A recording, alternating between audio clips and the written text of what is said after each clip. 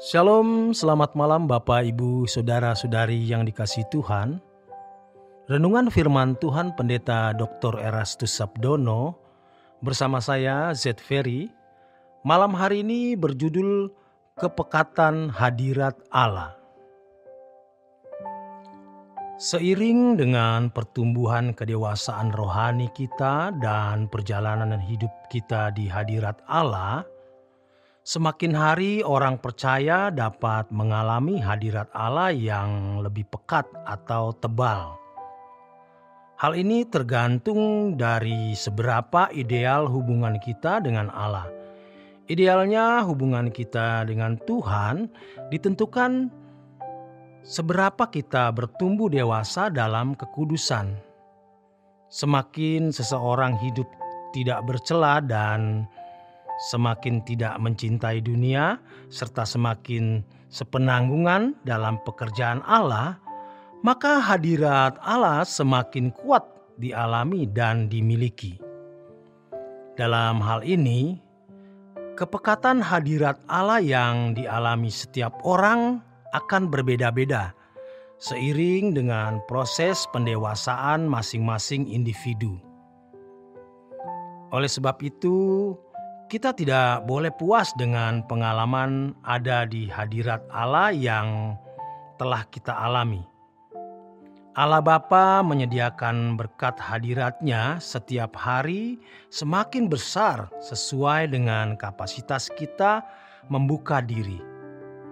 Karena itu, kalau kita berurusan dengan Allah yang menjadi fokus perhatian bukanlah pemenuhan kebutuhan jasmani, melainkan kedewasaan rohani untuk sempurna seperti Bapa, agar kita dapat semakin mengimbangi kekudusan Allah.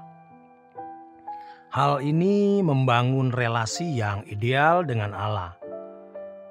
Pengalaman rohani yang telah kita miliki harus berkembang terus sebagai dasar untuk melanjutkan perjalanan hidup bersama dengan Tuhan.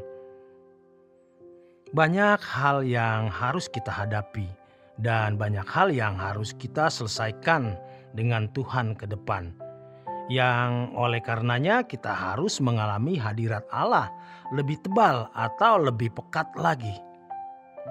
Apalagi kalau kita belum memiliki pengalaman yang cukup dengan Tuhan, berarti kita harus meraih lebih banyak pengalaman dengan Tuhan yang berguna untuk proses penyempurnaan bagi kedewasaan rohani kita.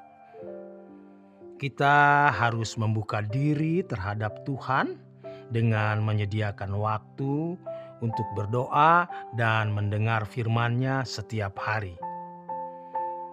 Setiap kali bertemu dengan Tuhan, pasti ada sesuatu yang kita terima dari Dia. Kepekatan hadirat Allah pasti lebih bertambah.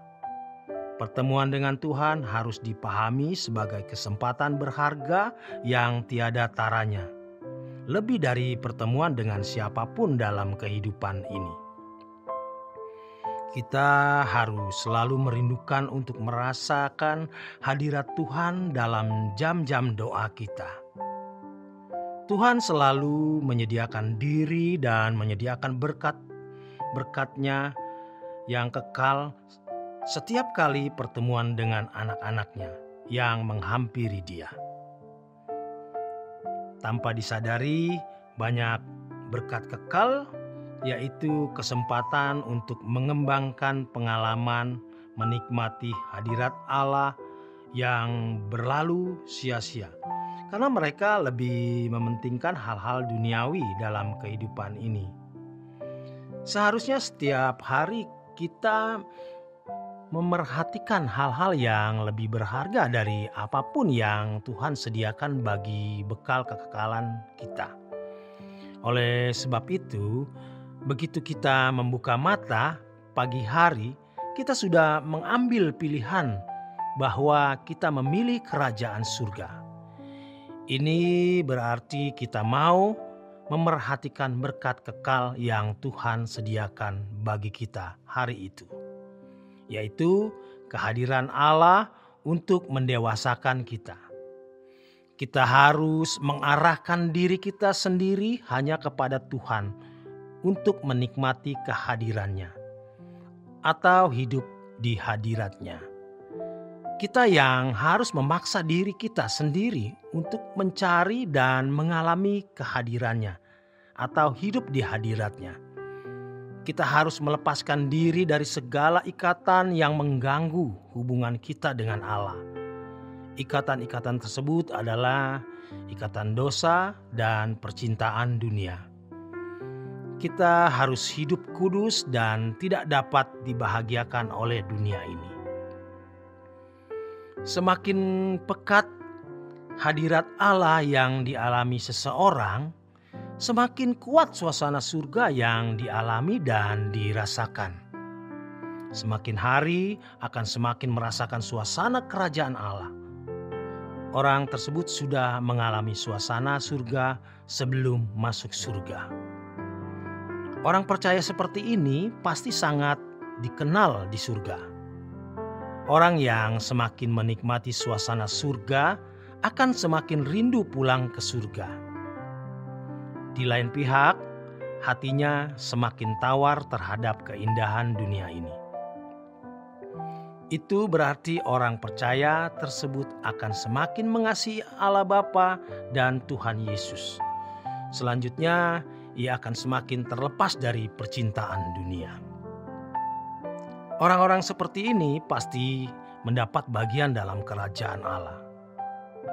Orang seperti ini tidak takut mati. Sampai pada titik tertentu, keselamatan menjadi milik yang pasti dan ia memiliki hak penuh masuk dalam kerajaan Allah. Seperti yang dikatakan di dalam 2 Petrus 1 ayat yang ke-11.